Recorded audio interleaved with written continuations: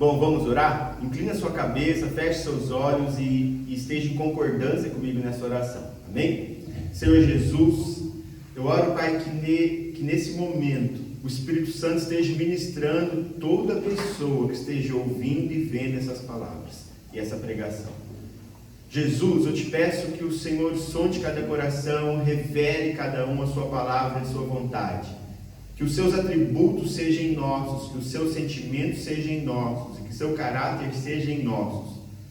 Jesus, eu te peço que não importa quem esteja vendo ou ouvindo, que por mais protocolar que seja, essa pessoa esteja fazendo isso, o Espírito Santo consiga chegar no seu íntimo e essa palavra render frutos.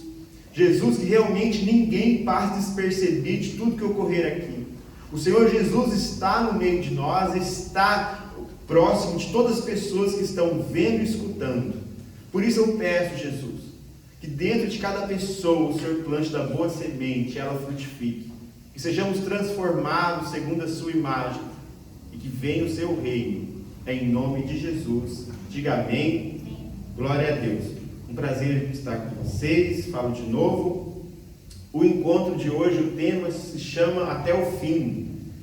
Bom, eu vou explicar durante o decorrer da pregação, não vou explicar agora por causa que é esse nome. Mas, algo que essa semana até é engraçado, porque é uma dificuldade que eu tenho de ver o que eu vou pregar no domingo. Aí eu vejo o pastor fazendo live todo dia. Todo dia ele faz uma live de 1 hora e dá uma palavra. Eu falo assim, ou o cara é muito bom, ou ele já preparou. Tipo, antes da pandemia, ele preparou um monte de palavras, porque eu quebro a cabeça, eu fico pensando, o que eu vou falar? Eu não sei, eu fico refletindo, fico estudando, fico vendo a situação da igreja, várias questões, e eu vejo a gente fazendo live todo dia, eu falo, rapaz, ele é muito, é um bichão mesmo, é muito bom. E quando eu estava fazendo essa palavra, quando eu faço, tem a inspiração do Espírito Santo, tem muito a ver com o que eu estou estudando, com o que eu estou lendo, mas também tem muito a ver com o que está se passando na vida das pessoas que eu estou vendo, para ela ser um pouco prática. E algo que Deus me levou, acredito, a falar com vocês, é a respeito do que essa pandemia, esse período de quarentena, esse período que nós estamos vivendo, ele fez as pessoas se revelarem, se mostrarem, se evidenciarem, ou se transformarem, talvez. O que ocorreu? O que mostrou? É muito costume, é um clichê que tem que coloca dinheiro na mão de alguém, ou poder, não lembro, dinheiro ou poder na mão de alguém, e você descobre quem ele é, né? Na realidade ele sempre foi, que ele não tinha condições de ser. Aí você coloca algum artifício e ele se revela. Então, na verdade, todo se transformou, ela só se revelou. Por meio dessa pandemia, dessa quarentena, algumas coisas se evidenciaram, se revelaram, que já existiam, mas simplesmente se revelaram. Por quê? Todo momento de crise, de conflito, de tristeza, de qualquer momento de medo, vai revelar muitas vezes o que está dentro da pessoa. Pode até revelar o de pior, mas revela o que já existia. Até momentos de grande alegria, eu acho que as pessoas também elas acabam se entregando ali, porque elas acabam sendo reveladas quem elas são, como elas pensam, o que elas querem. Bom, e nesse período eu observei algo nas pessoas, e nem são só aqui da igreja, mas são de N igrejas, de N cristãos que eu tenho convívio. Durante essa pandemia, o que já existia dentro dele, de convicção da sua fé, muitas vezes a pessoa ela diz, pode ter sido muito abalada, ou pode ter se revelado à medida da fé da pessoa. A fé foi revelada, à medida da crença, à medida da confiança, à medida da entrega foi revelada. Ou muitas vezes foi transformada. Por isso quer dizer, eu não estou afirmando que cada um está revelando aquilo que já tinha. Alguns muitas vezes, diante da circunstância, acabaram sendo moldados por ela. Então não é um padrão. Mas em si, durante essa pandemia, muitas coisas ocorreram. Eu vou usar o texto de hoje, texto base. Quem trouxe sua Bíblia pode abrir, está no livro de Hebreus, capítulo 3. Quem está em casa pode abrir sua Bíblia também. Então o celular você deve estar usando para assistir. Mas vamos ler comigo. Esse texto eu vou falar dele durante toda a pregação. Eu vou falar vários textos hoje, eu queria que você acompanhasse, para você entender realmente o que significa o texto. Hebreus 3, verso 12, que diz assim: hoje, toda a versão que eu vou ler de todos os textos bíblicos é da NAA. Às vezes eu mudo, né? Hoje é um padrão, tudo é NAA. Para quem está em dúvida se a tradução vai bater com a sua Bíblia. Hebreus capítulo 3, verso 12, que diz assim, 12 a 15.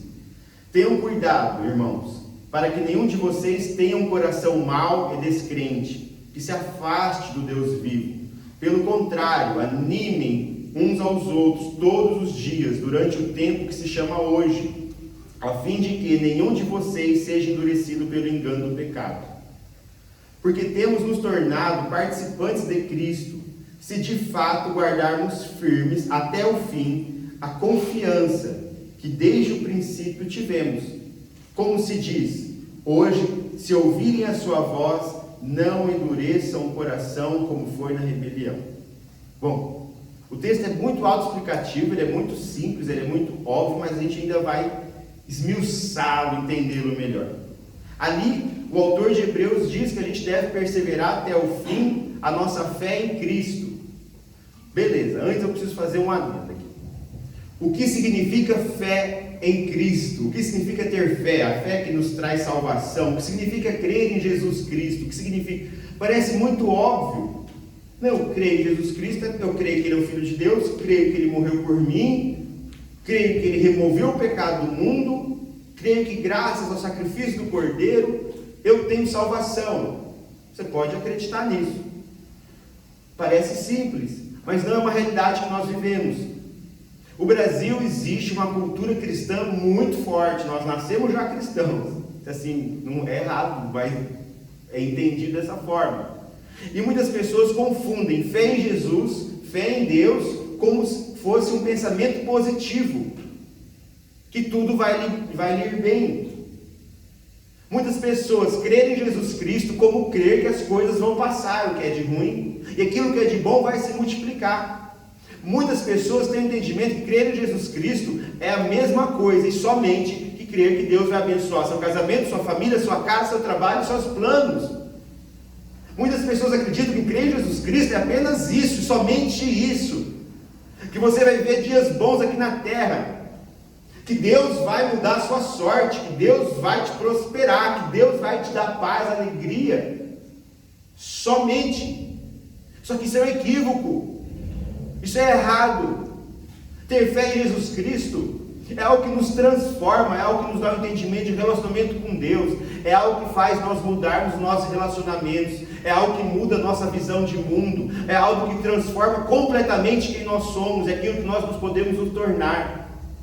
Ter fé em Jesus Cristo é realmente crer que um dia não haverá choro, não haverá morte, não haverá dor. Só que esse dia pode não ser o dia que nós estaremos vivos aqui na terra, mas será o dia onde nós podemos ser glorificados. E esse dia realmente não haverá choro, não haverá morte, não haverá tristeza.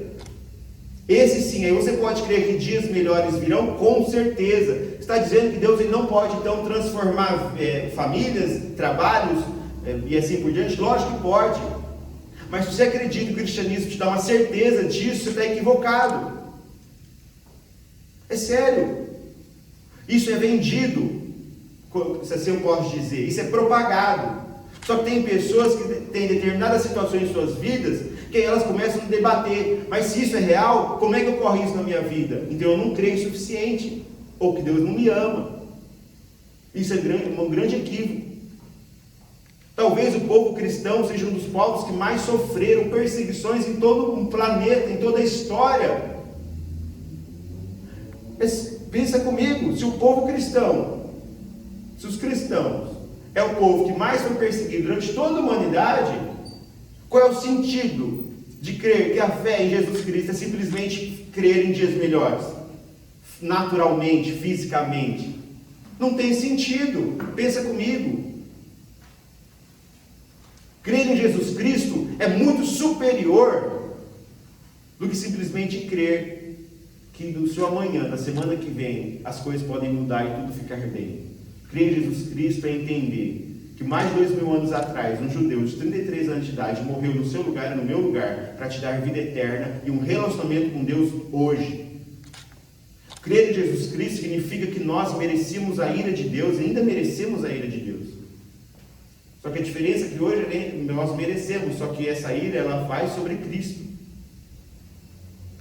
Crer em Jesus Cristo é entender que essa ira que merecemos, ela não vai vir sobre mim e sobre você, mas ela vai vir sobre Cristo.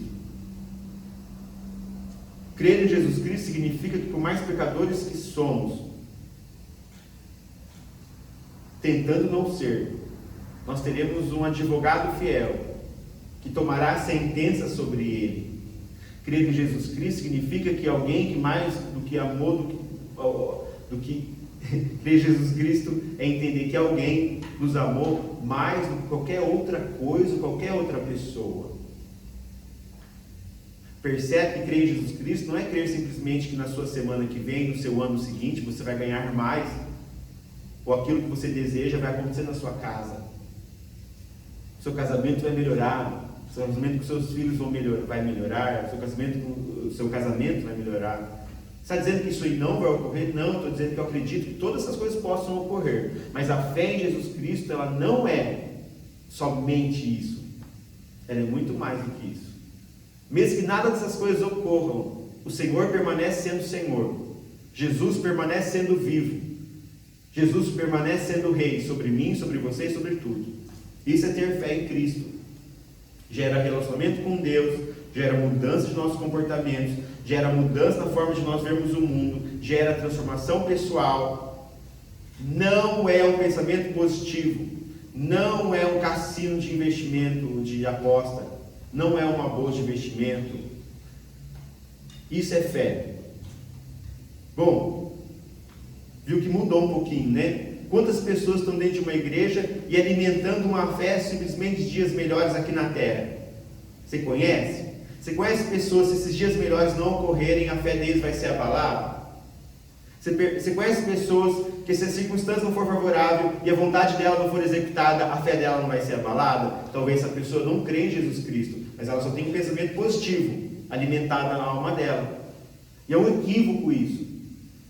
Nós devemos crescer. Hoje de manhã, eu estava orando com um pequeno grupo, e que a gente já está tendo convívio, a gente estava orando, e eu orei, Deus falou muito sobre algo, que a gente deveria crescer na devoção e na doutrina. Essas coisas devem andar junto. O Brasil é um país com uma cultura cristã muito intensa. Esse tipo de pregação que eu estou falando a vocês, e quem está aí assistindo, não é comum, acho que alguém fazer no Oriente Médio, não é comum alguém fazer esse tipo de pregação na Europa Oriental, não é comum alguém fazer essa pregação na Ásia, não tem uma cultura cristã lá. Lá é diferente, eu não falaria a mesma coisa lá, mas aqui não. Aqui tem esse engano, essa religiosidade que mata. Religiosidade para mim é pior que o pecado, porque o pecado ele é óbvio, quase todos são óbvios. Mas a religiosidade não. Ela vem, ela fica no lugar, você nem percebe que ali ela está, mas ela está matando tanto quanto o pecado. E eu estava orando, que Deus me inspirando assim para orar por isso, orar sobre que devemos crescer em doutrina e devoção. Devoção o Brasil entende devoção. É fazer, é acreditar, é esse ativismo, é orar, é fazer evento. A igreja brasileira é uma igreja de evento. A igreja brasileira é um sinônimo o ápice de espiritualidade, é um salão cheio de pessoas cantando. Nada contra, acho muito legal, nada contra mesmo, não é errado, mas para ele o ápice é isso, um salão cheio de pessoas cantando, um salão cheio de pessoas sentindo algo. Só que entenda, o ápice da religiosidade, o ápice da espiritualidade não é isso. O ápice da espiritualidade é um salão cheio de pessoas cantando, mas transformadas, que olham as questões terrenas como passageiras, que não é moldado pelas circunstâncias ou pelas vontades, mas alguém que já morreu para si mesmo e vive para Cristo. Isso é o ápice da espiritualidade. Isso é o ápice de alguém em fé. Estão compreendendo a diferença? A gente vive numa circunstância contrária a isso.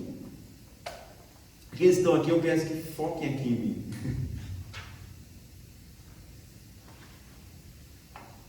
E eu não quero que você escute essas palavras na sua casa ou aqui de uma forma tão protocolar. É normal isso, eu acho. Muitas vezes eu sentei num lugar e fiquei escutando aquilo e muitas vezes concordando. Tá certo.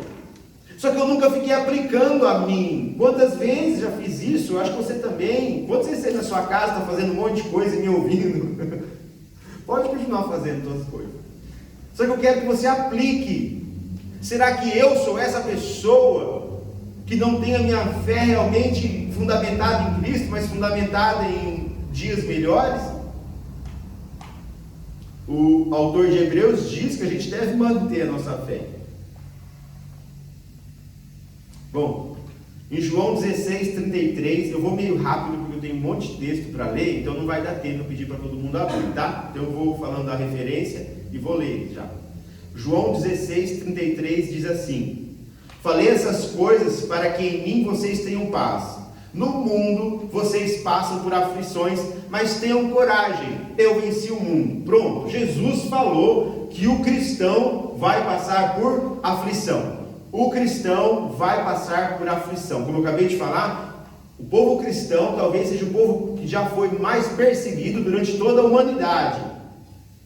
Então, essa questão de que não teremos aflição é balela. Tem muito...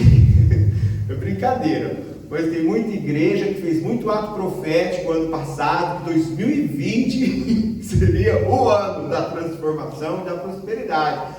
Deu errado. Deu errado. Estou brincando. Continuem fazendo. Façam.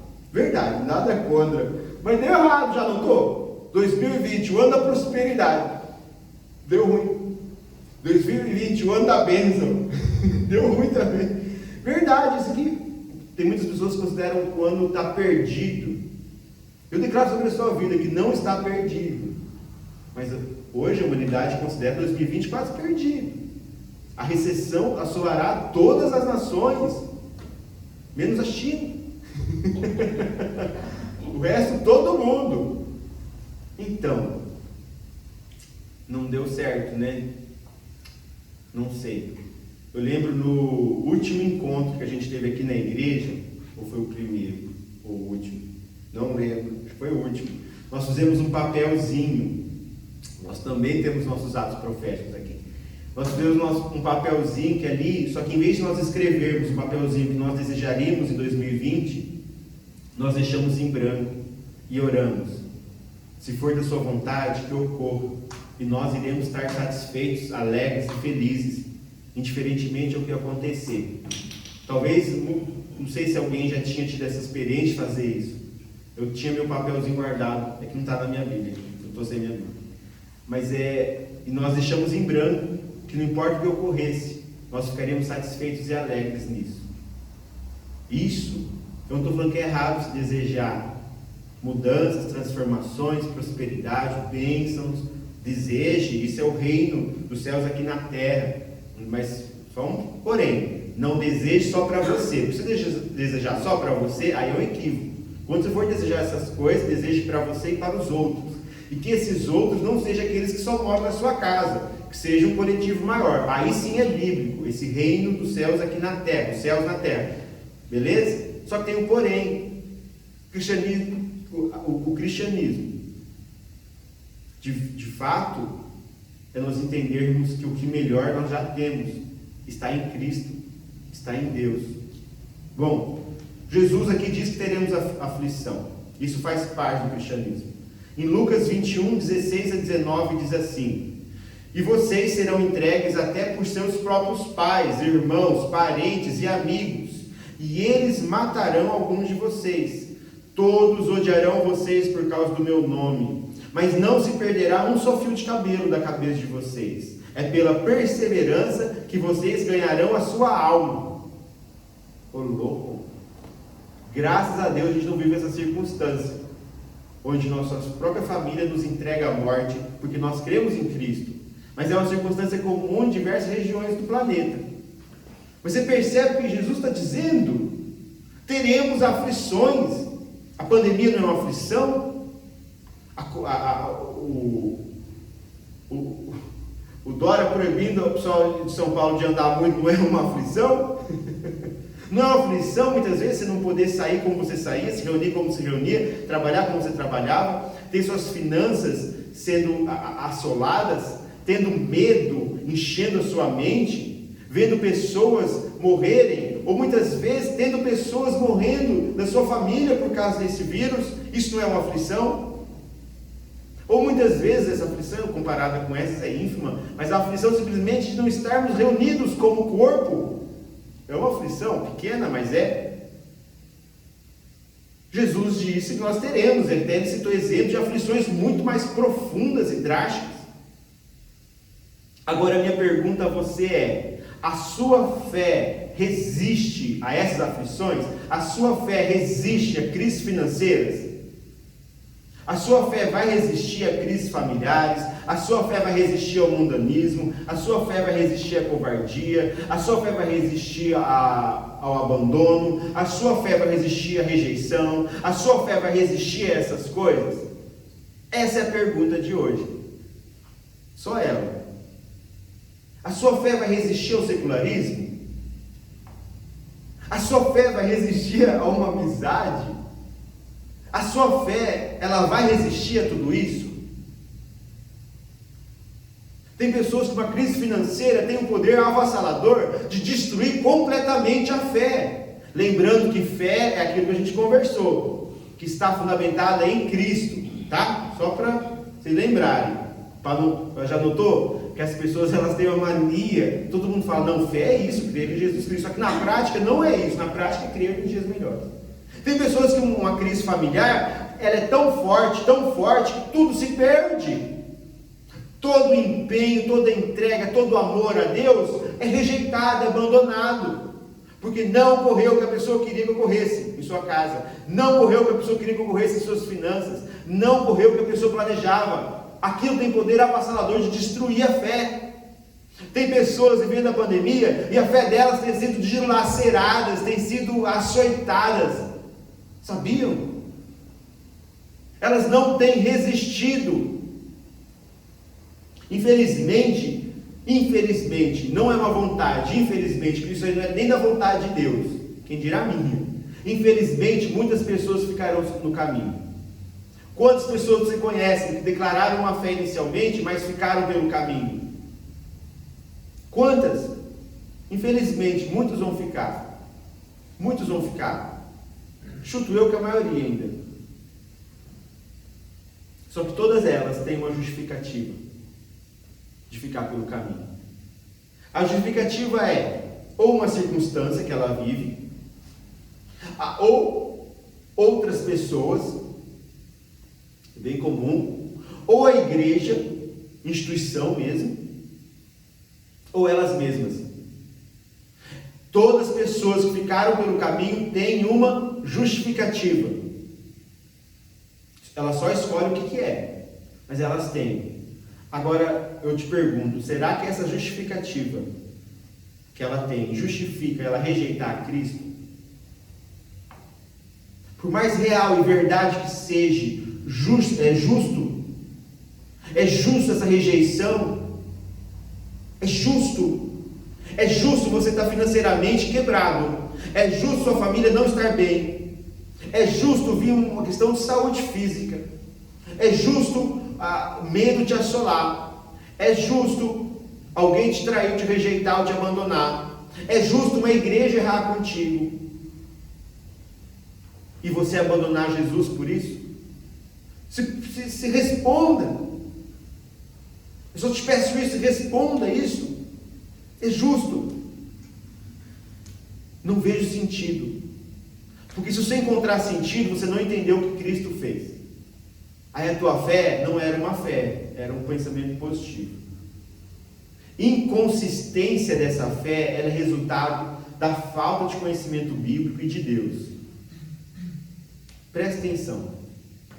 Tem pessoas que não importa o que ocorrer, elas parecem Elas são quase Deus, imutáveis, elas não mudam, elas permanecem convictas naquilo que Deus falou a elas, elas permanecem convictas naquilo que Deus já disse a elas, naquilo que elas creem, naquilo que está na palavra, elas são sisudas. Não são imutáveis, só Deus não muda, mas elas são muito convictas, é uma fé firme. Aí eu te pergunto, por que ela é assim? Por que ela tem, que o outro não consegue? Tem pessoas que vão para a igreja durante um tempo, aí fica um mês fora, aí volta, assim, janeiro tá, fevereiro não tá, março tá. É sério, estou rindo aqui, é triste isso, porque a pessoa na verdade nunca esteve, eu acho. A questão é, o que essas pessoas tão convictas têm, que as pessoas que não conseguem manter a fé delas, que a circunstância grita mais alto, não tem? Conhecimento bíblico de quem é Deus. Conhecimento.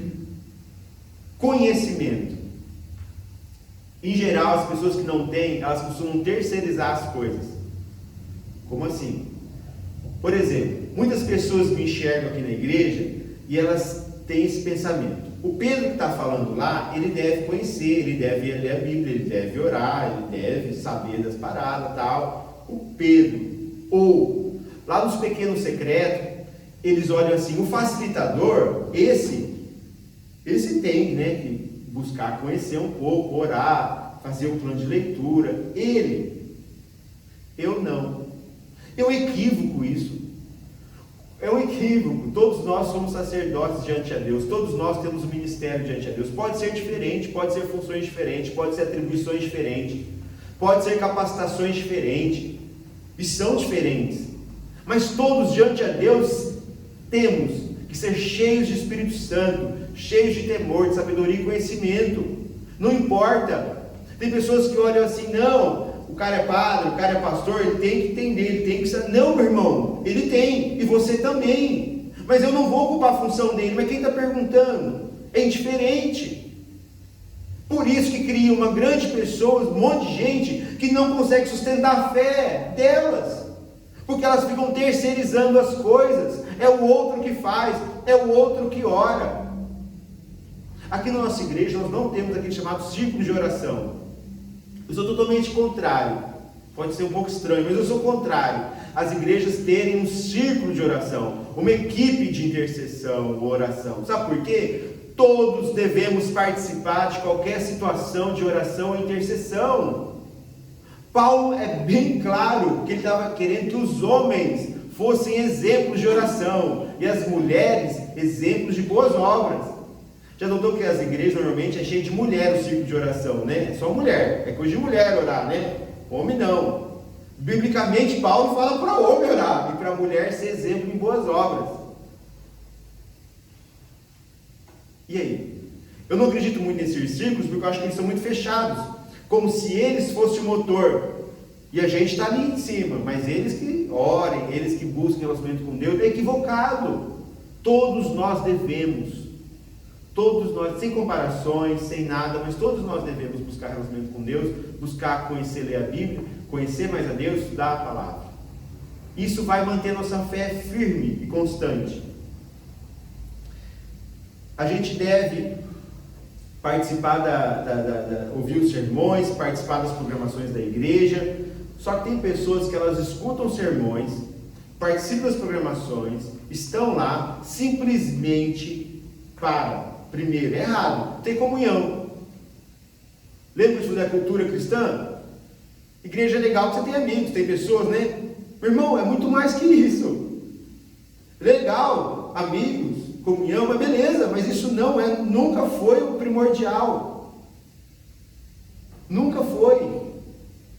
Quantas pessoas frequentam comunidades, ministérios, igrejas, porque tem um grupo, um reduto de pessoas, e somente... Mano, isso é equivocado, isso é errado. Se só a amizade está te mantendo numa chamada comunidade, algo está muito equivocado com isso. Ou elas vão numa igreja para se sentirem bem. Passou a semana inteira levando paulada do diabo na mente. Semana inteira levando paulada do diabo. Semana inteira angustiado na casa. Semana inteira aflito. Semana inteira, é verdade, quantas pessoas estão me escutando agora, passam a semana inteira tristes, remoendo. Aí elas vão domingo numa igreja, com a expectativa de ouvir uma palavra de ânimo para elas recomeçarem a semana na segunda-feira. Não é uma verdade isso? Isso está errado, Pedro? Pior que está. Muito errado. Não, Pedro, coitado dessa pessoa. Ó, coitado, é filho de rato, nasce pelado. Porque não manipula a Bíblia. Está errado.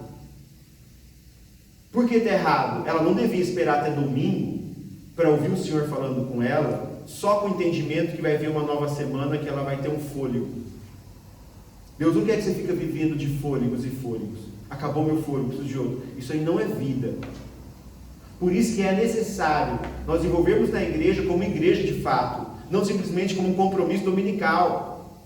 Isso que é necessário envolvermos como igreja, nós já vamos ver, tem que andar, vai demorar ainda aqui, vamos mais rápido. Então temos que ir como igreja simplesmente para nos alimentarmos e aprendermos, não simplesmente para sentirmos algo para enfrentar a semana. Isso é muito pouco. Devemos ter o hábito de ler a palavra, encontrar o Senhor em oração, porque não devemos ser dependentes do domingo, não podemos ser dependentes do culto, não podemos ser dependentes de alguém. Entenda, então eu vou remover o que eu falei. Não ser dependente de alguém. É impossível não sermos dependentes de alguém, ou dependentes até do domingo. Mas a questão é qual é o nível dessa dependência.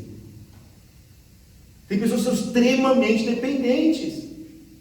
Então essa pessoa que, se você está me escutando, se você está me ouvindo, você vive uma semana tão atolada, tão triste, eu te recomendo você buscar o Senhor em oração, você buscar alguém da igreja e conversar com alguém da igreja. Se você participa de um pequeno secreto, procure um facilitador. Se esse facilitador não conseguir te ajudar, me procure. E se eu não conseguir te ajudar, você me procure, que eu vou achar alguém para te ajudar. A questão é, não permaneça como você está. Igreja é muito mais simplesmente ter uma amizade ou eu vou lá para me sentir bem. Fé em Jesus Cristo é muito mais do que crer que amanhã vai melhorar as coisas. Fé em Jesus Cristo é crer que é certeza que vai melhorar. Um dia vai. Isso é certeza. O entendimento bíblico e o entendimento de Deus e o viver igreja de verdade vai nos levar a sermos cristãos mais devotos e mais apaixonados por Deus. É impossível, se nós não vivermos essas questões, a nossa fé será abalada muito facilmente. Algo não vai acontecer como você deseja, vai te abalar. Agora, se você estiver cheio do conhecimento de Deus, conhecimento da Bíblia, viver a igreja de fato, a sua fé não será instável. Você não vai ser abandonado no meio do caminho. Se abandonar, não existe outro caminho para a gente desenvolver a nossa santidade, se não for pela meditação bíblica e pela vida de oração. Não há um outro caminho. Ah, Jesus morreu por mim, eu sou justo, eu sou amado. Beleza, isso é essencial nós sabermos. Isso é o início. Sem isso, é equivocado. Se esse início não ocorre, qualquer outra coisa é equivocada. É igual uma série. Esse é o primeiro episódio.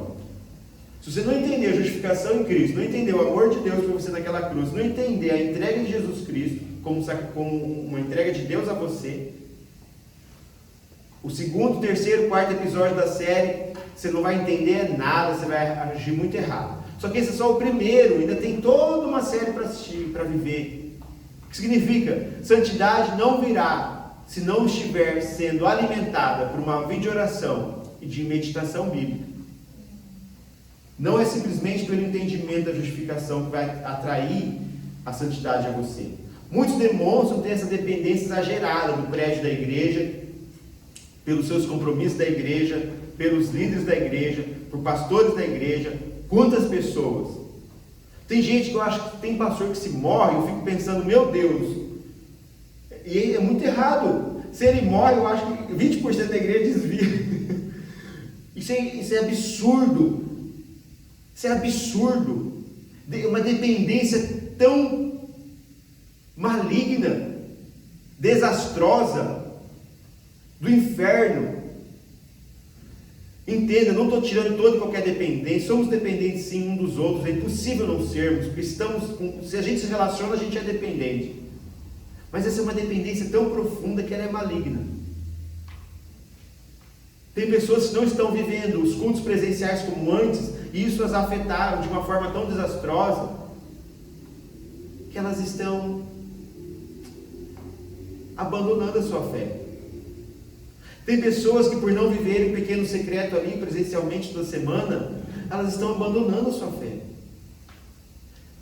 Se isso é em alguém recém-nascido, alguém bebendo na fé, é admissível. Agora, se isso é alguém que já está em anos com caminhada com Cristo, algo está errado.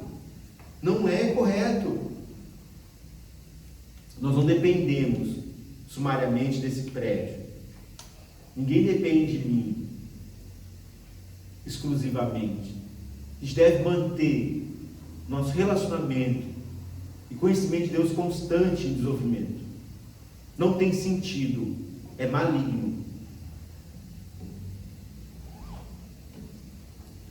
Para essas pessoas que têm demonstrado essa dependência já exagerada nas circunstâncias ou na igreja, Cristo não está sendo suficiente em não deixá-los desanimados. Cristo não está sendo suficiente. Aí você se pergunta, se tem água, está cheio. Se Cristo não é suficiente, o que pode ser? O que pode ser? Nada. Se a falta de dinheiro ela tem o poder de abalar a sua fé dessa forma, e Cristo não é suficiente, não tem nada que alguém possa fazer. É sério, nada. Se o seu relacionamento houve um abalo e a tua fé foi abalada por isso, não tem nada. Que Cristo não está sendo suficiente para manter a sua fé. Então talvez o que você tinha não era nem fé. Sua fé em Jesus vai resistir à pandemia? A sua fé em Jesus resistirá às crises? A sua fé em Jesus resistirá às tribulações, ao luto, à rejeição, à traição, à infidelidade? A sua fé em Jesus Cristo resistirá às tuas vontades não serem respondidas? A tua fé em Jesus, ela é forte o suficiente para quando a tua vontade for contrariada, você vai manter? Qual é a qualidade dessa sua fé? Romanos 8,35 diz assim, Paulo diz, quem nos separará do amor de Cristo? Será a tribulação, a angústia, ou a perseguição, ou a fome, ou a nudez, ou o perigo, ou a espada? No verso 38 do mesmo capítulo, porque eu estou bem certo de que nem a morte, nem a vida, nem os anjos, nem os principados, nem as coisas do presente, nem as coisas do porvir, nem os poderes, nem a altura, nem a profundidade, nem qualquer outra criatura poderá nos separar do amor de Deus que está em Cristo Jesus, nosso Senhor. Olha assim, Paulo está dizendo que nada tem poder de nos separar do amor de Cristo. Verdade, só que tem um porém. Nada tem o poder de separar eu e você do amor de Cristo, para aqueles que estão em Cristo Jesus. Verso 1 do Romanos 1. Agora, pois, já não existe nenhuma condenação para os que estão em Cristo Jesus. A partir disso, ele elenca todo o capítulo. Então, isso significa dizer, quem está, vocês vão falar muito rápido, não tem como entender. Quem está em Cristo Jesus, nada tem poder de nos separar do amor dele. Nada. Nada. Todas aquelas coisas que eu falei, nada. Mas para aqueles que estão em Cristo Jesus. Ixi. Aí alguns já ficaram preocupados. Mas, se algo está me separando, eu posso não estar em Cristo. Vamos seguindo. A nossa segurança em Deus, a nossa segurança que nós estamos no amor de Deus, ela está atrelada à nossa perseverança. Aqueles que estão em Cristo perseverarão. Eles podem cair, eles podem desanimar, eles podem tropeçar, eles podem se enganar, eles podem ir para o caminho errado, mas vai chegar um momento que eles voltarão e perseverarão. Então entenda algo: aqueles que estão em Cristo não serão separados do amor de Deus por nada. A fé não vai ser tocada. Ela pode sofrer abalos, quedas, tropeços, mas esse perseverará. Então a segurança que você pode estar em Deus, ela está atrelada à sua perseverança. Lembra que eu te falei que a justificação é um bom início, um ótimo início e para mim necessário início. Só que é o início. Se nós ficarmos dizendo que somos justificados, mas não perseverarmos, não tem sentido. Porque na verdade não fomos justificados e não estamos em Cristo. Sua fé vai resistir às lutas que a vida propõe a você? Ou a sua incredulidade e a sua religiosidade vão te sabotar? Somente aquele que perseverar até o fim terá a coroa da vida. Isso é muito claro, isso é claríssimo, é bíblico, é óbvio. O que perseverar até o fim terá a coroa da vida. Pedro, então a salvação eu perco? Não, você nunca teve, mas você não perde, porque você não faz algo para tê-la, então você não pode fazer algo para perdê-la. Pela lógica, pensa comigo, você não faz nada para ter a salvação, sua salvação é graças à fé em Cristo, Ele que fez para você ter, então você não pode perder, você não está pagando pela tua salvação, a tua perseverança não é um pagamento para ser salvo, a tua perseverança é um sinal de que você foi salvo. Como assim? Lembra o texto básico que a gente vai ver hoje, Hebreus 3, lá no verso 12, diz assim: tenham cuidado, irmãos, para que nenhum de vocês tenha um coração mau e descrente, que se afaste de Deus vivo. Cuidado, irmãos, para que nenhum de vocês tenha um coração mau e descrente, incrédulo, para que se afaste de Deus vivo. Olha Mateus 24, 12 e 13, diz assim: e por se multiplicar a maldade, o amor se esfriará de quase todos. Aquele, porém, que ficar firme até o fim, será salvo. Perseverança até o fim. Lembra, cristianismo não é um mantra. Cristianismo não é uma feitiçaria.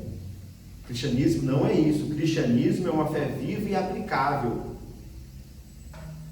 É tão incrível, você ter uma ideia como conhecer a Deus e fazer parte da igreja realmente é válido e nos ajuda. Nós, antes da epidemia, nós tínhamos uma escola domingo de manhã aqui, chamada Escola Romanos. Nós aprendemos tanta coisa a respeito de pecado, a respeito de salvação, a respeito de aplicabilidade na vida. Coisas preciosíssimas. A gente viu até o capítulo 6 de Romanos, ainda falta bastante. Quem estava presente, quem abriu seus ouvidos, seu coração a ouvir aquilo, eu tenho certeza, e se a pessoa decidiu aplicar aquilo, ela teve uma aplicabilidade, a santidade de Deus em sua vida enorme. Mas tem pessoas que não vieram. Entenda, se você quem não veio e não ouviu, não tem como saber. E tem pessoas que vieram, mas vieram quase de uma forma protocolar, de ouvir pelo direito e esquecer pelo esquerdo, e também não tem como ter aplicabilidade disso. Mas quando estamos abertos, vulneráveis, acessíveis a aprender, tudo muda.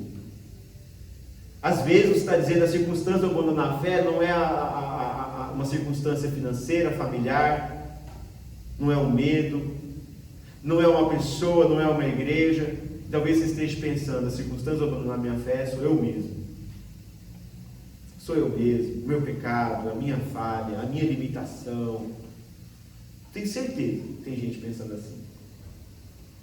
Eu quero te falar que, para mim, essa sua justificativa é a mesma justificativa da circunstância externa. Eu te recomendo você se mergulhar em Deus, em leitura, oração e viver a igreja. E você vai descobrir que essa sua desculpa e justificativa não é válida de você rejeitar Jesus Cristo. Não. Tem pessoas, olha, igual a Nicole, filha do Fer. Ela tem quantos anos? 10 anos. Vamos supor que ela chega da escola e fala assim: olha, mãe, fala para a Ju assim: sinceramente, estou saindo fora. Estou saindo fora porque eu não entendo, eu não aprendo, eu não sei. E já deu para mim. Ela fala: é minha limitação, não dá, eu não consigo. A Ju vai fazer o que com ela?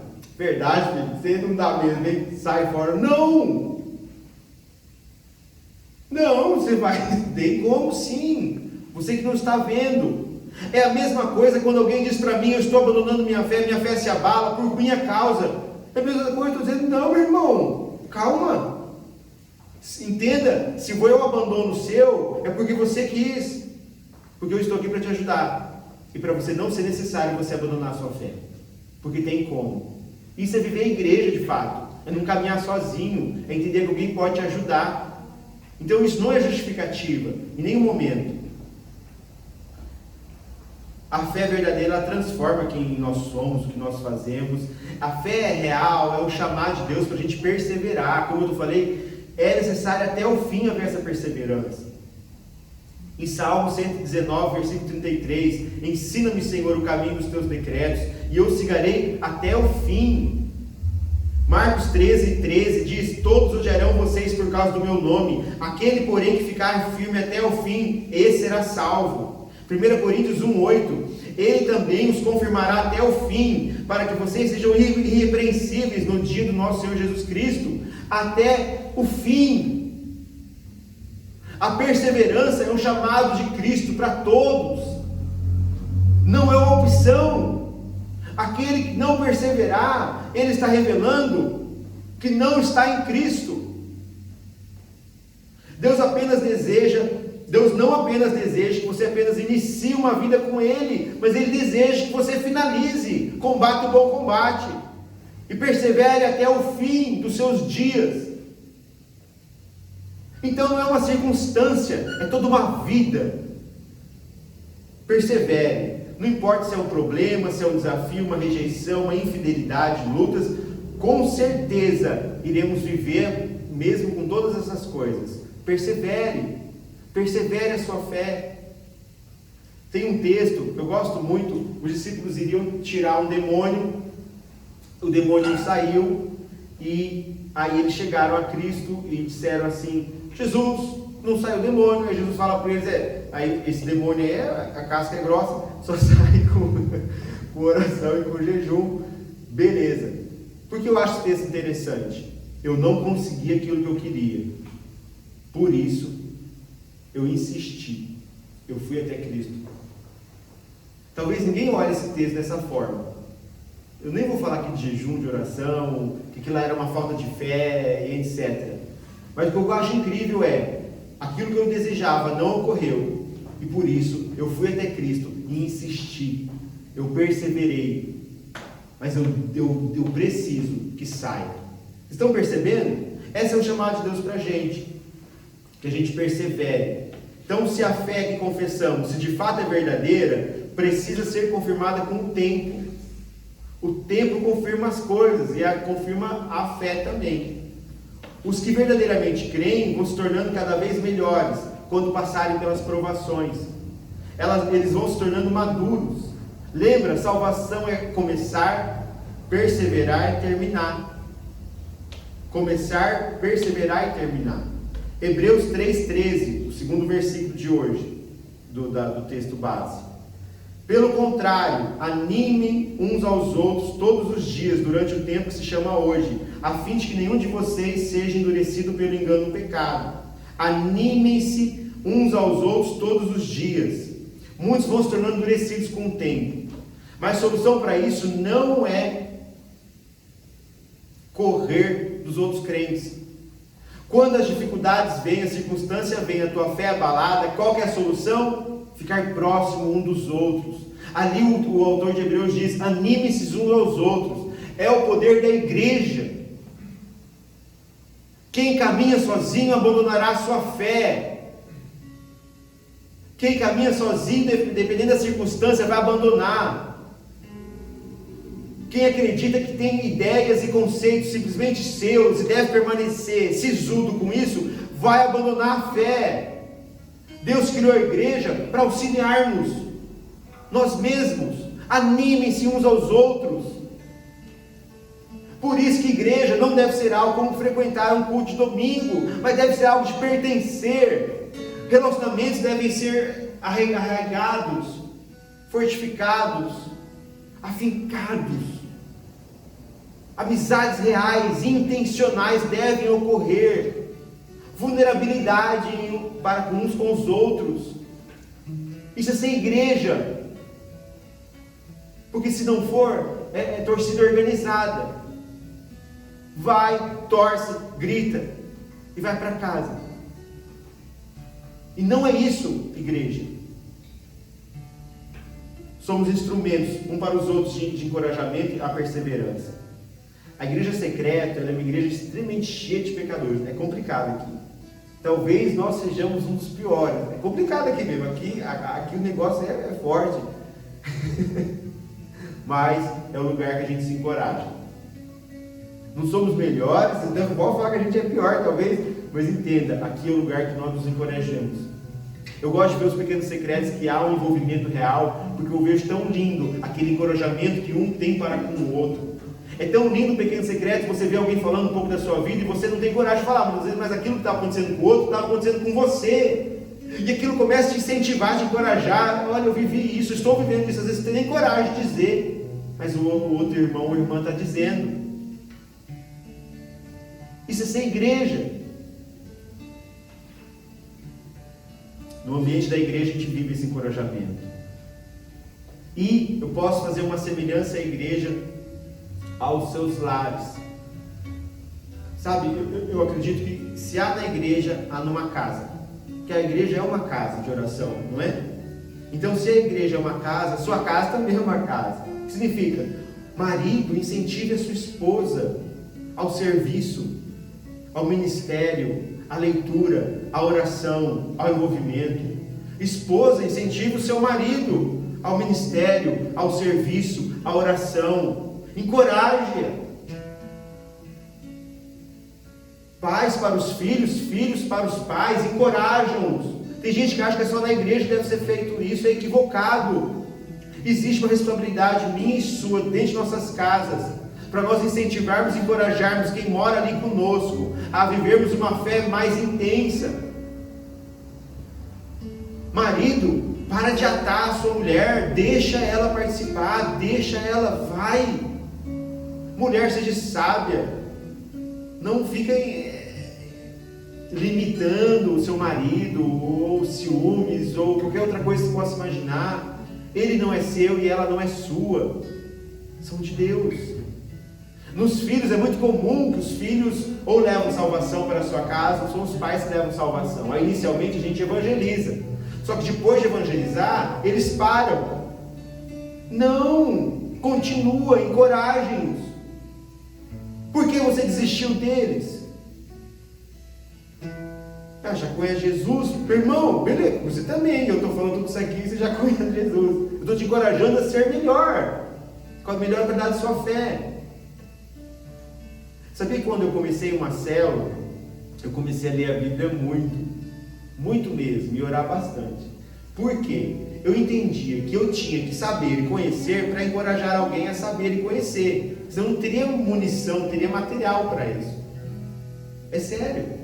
Quando eu me converti, Jesus me encontrou, e as primeiras pessoas que eu pensei, eu preciso anunciar essas boas notícias, foi para minha família, para meus pais. Só que eu sabia que se eu anunciasse de uma forma tão simples ou superficial, poderia não ocasionar efeito algum. Sério mesmo. Não, se eu só chegasse e falasse assim, não, eu tinha que estar mais preparado, mais respostas. Aí o que eu fui fazer? Fui ler a Bíblia e fui orar. Sabe, isso é a forma de eu encorajá-los. Vocês nas suas casas também, vocês têm papel. Eu estou falando muito da igreja, né? Só que antes da igreja é na sua casa. Antes da igreja é na sua casa. Se tem alguém que mais tem que encorajar você, é aqueles que moram contigo. E se tem alguém que você tem que mais encorajar, é aqueles que moram contigo. Então ensine, motive emocionalmente, incentive ao serviço, ore por essa pessoa, encoraje. Mulheres, encorajam as casadas, encorajem seus maridos a tomarem lugares de liderança na casa de vocês. Eu sei que alguns não ocupam, por culpa deles, só que não é porque ele não ocupa que você vai ocupar. Então você sai desse lugar que pertence a ele, incentive ele a estar lá.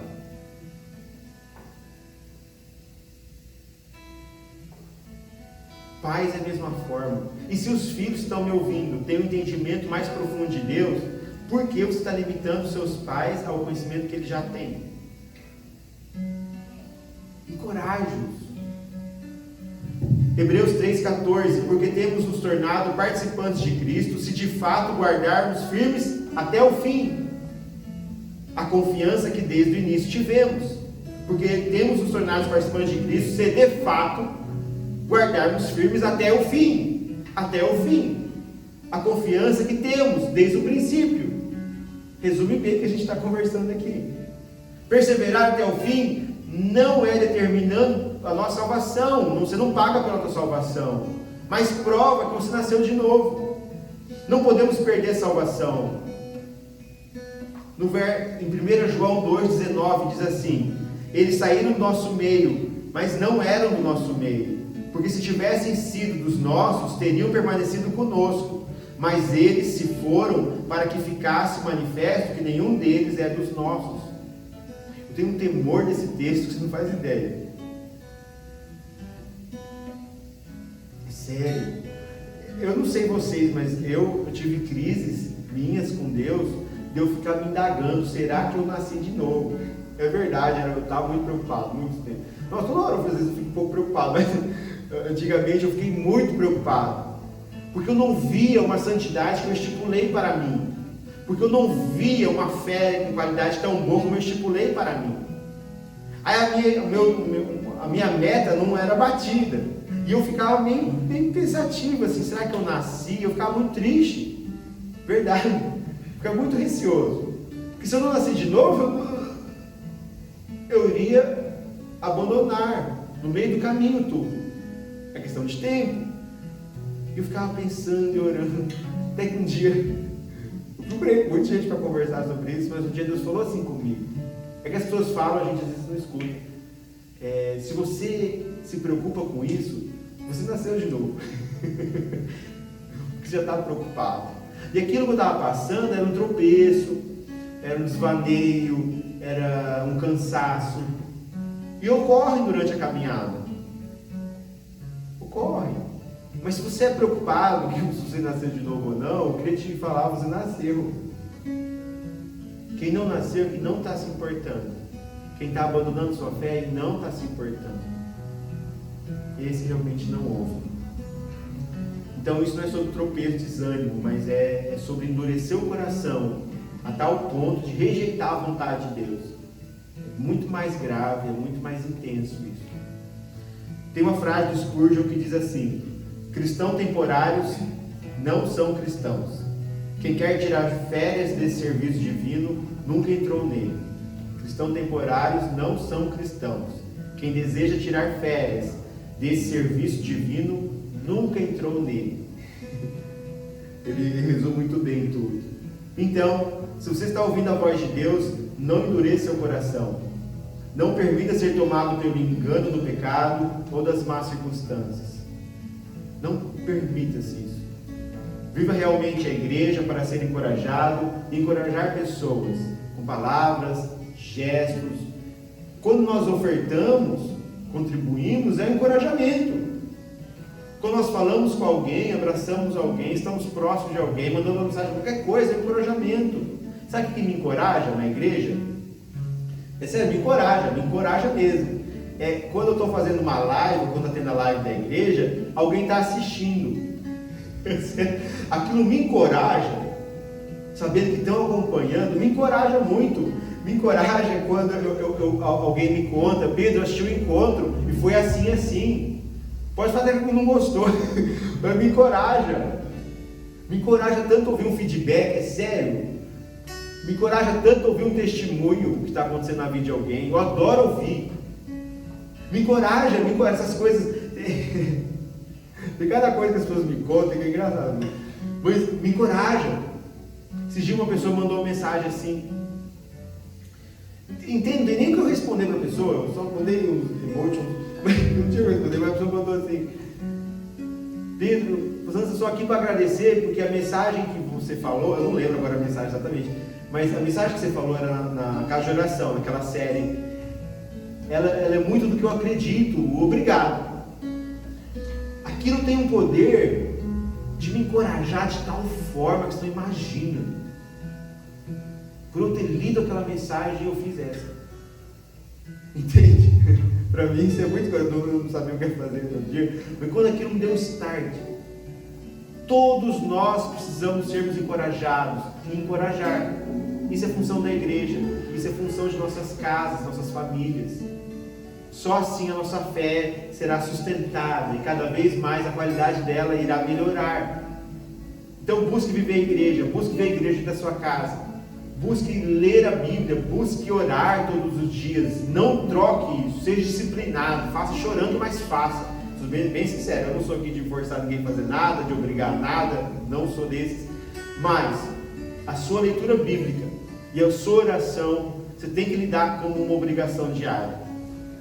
Talvez muitas pessoas, teólogos, pastores, não concordem comigo, mas é minha opinião. A sua oração e sua leitura bíblica tem que ser obrigatória dentro do seu coração. Eu não estou obrigando ninguém, mas eu estou falando, você tem que levar como obrigação. Por mais rápido que seja. Filipenses 1,6 diz: estou certo de que aquele que começou a boa obra em vocês há de completá-la até o dia de Cristo Jesus.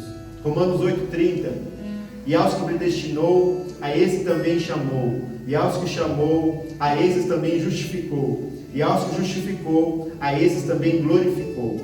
Jeremias 32,40: farei com eles uma aliança eterna, segundo a qual não deixarei de lhes fazer o bem. Porém o meu temor no coração deles, para que nunca se afastem de mim.